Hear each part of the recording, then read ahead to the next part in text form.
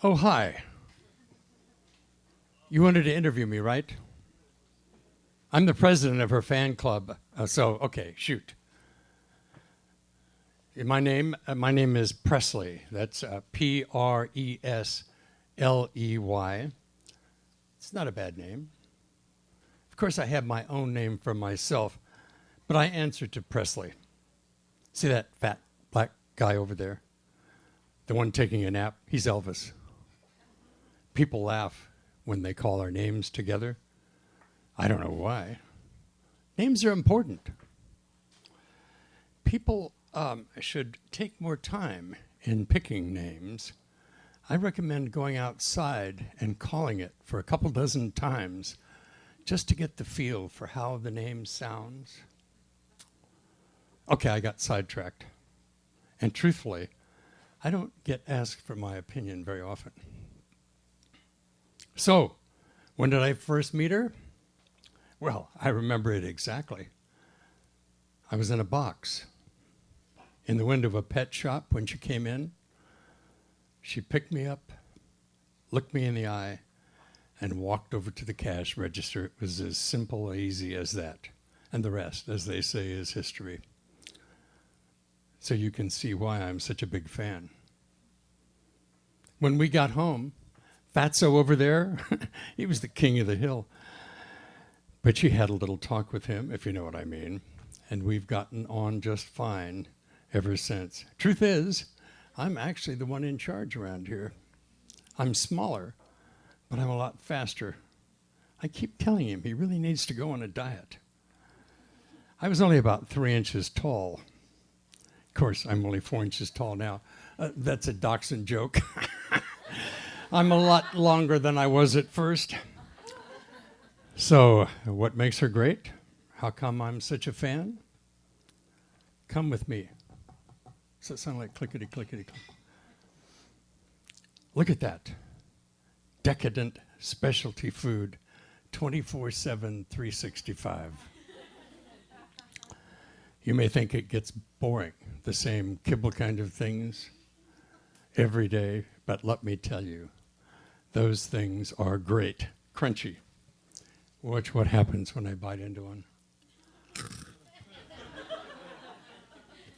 Crunch. See the way the crumbs kind of scatter into my mouth? The flavor is excellent. I give it a 9.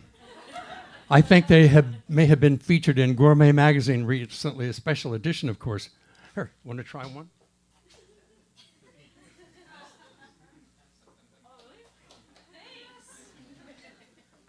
Those are kids' cereal. I think the dog food actually tastes better. And the bowl, stainless steel and shiny. And the water in a matching bowl, it's elegant. That's all I can say. Does she do anything I don't like?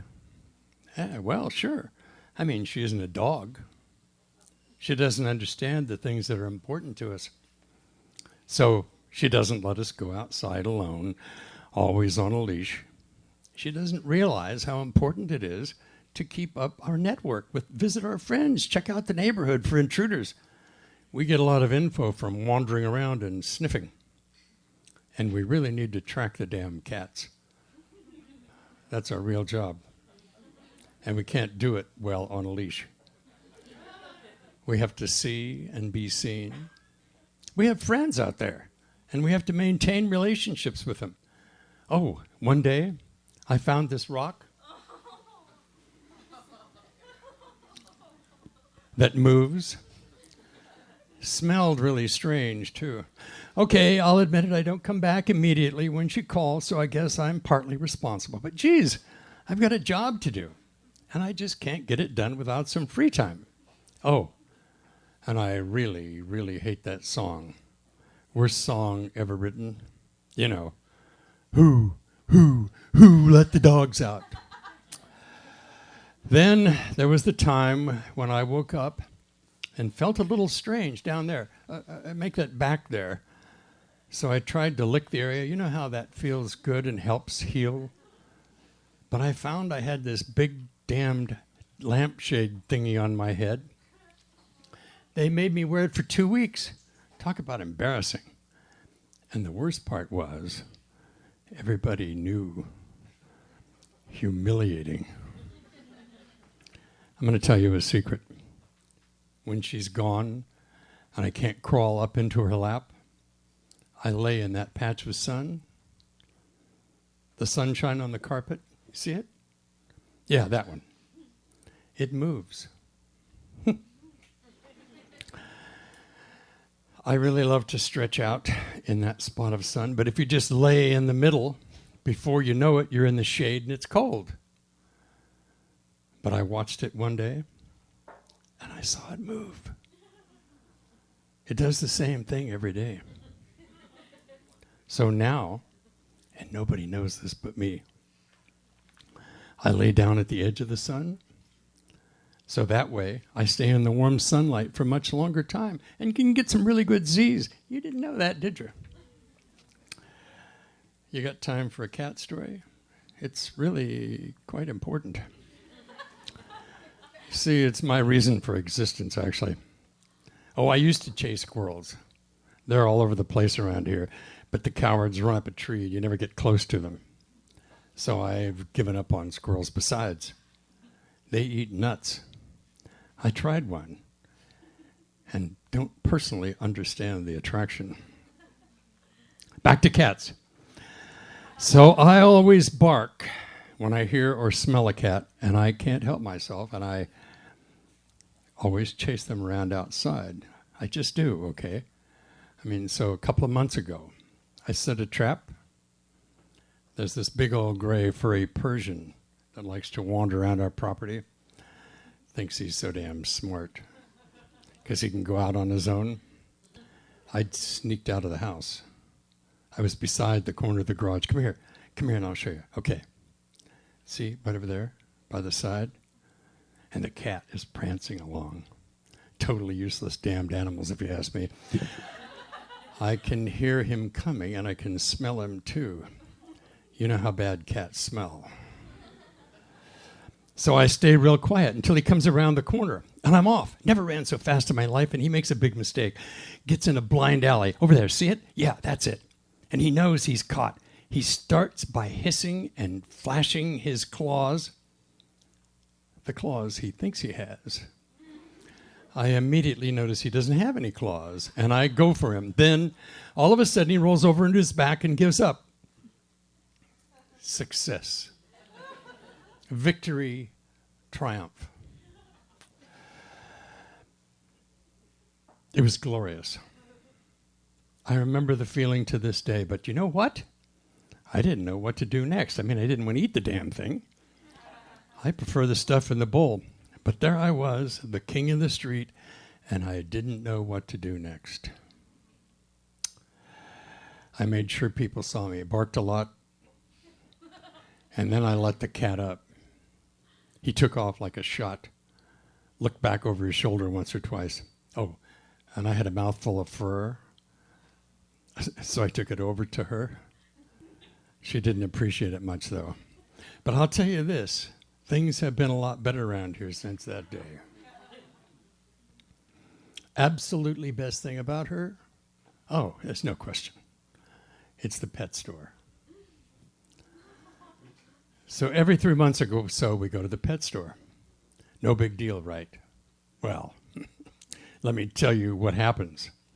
She puts me down on the floor just inside the door, and I get to pick a toy. Yep, anything I want. It's amazing. I know I'm an adult in toys.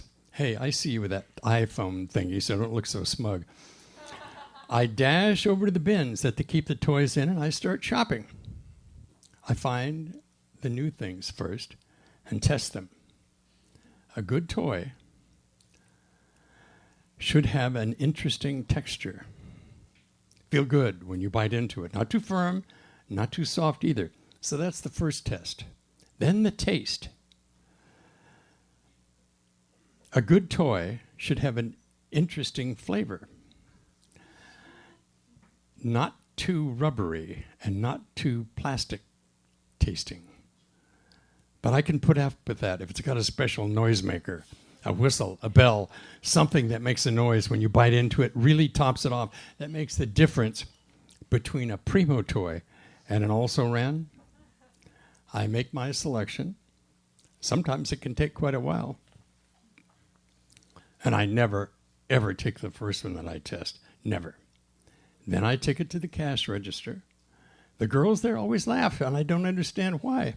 Find what you want, take it to the cash register, and pay for it. What's the big deal? It's the consumer model. You know, now that I think of it, some of my favorite toys have been lost or stolen. They've gone missing. I can't keep track of them all, but some of my favorites are nowhere to be seen. You know, now that I think about it, it seems to be the ones with the really great noisemakers that don't last too long. You got any ideas? There's a lot more stuff I could tell you about the time the big guy with the white hair and Ed dressed us up in tiaras and tutus. That was really embarrassing. I'll tell you, we hide now when the ladies go out and the men are left all alone. They're devils. No respect. They don't know, but we tell the ladies on them and get them in trouble. So yeah, great lap, lets me lick her face, beats up anyone who tries to pick on me. Yeah, she really deserves an award, and it's because I'm her biggest fan.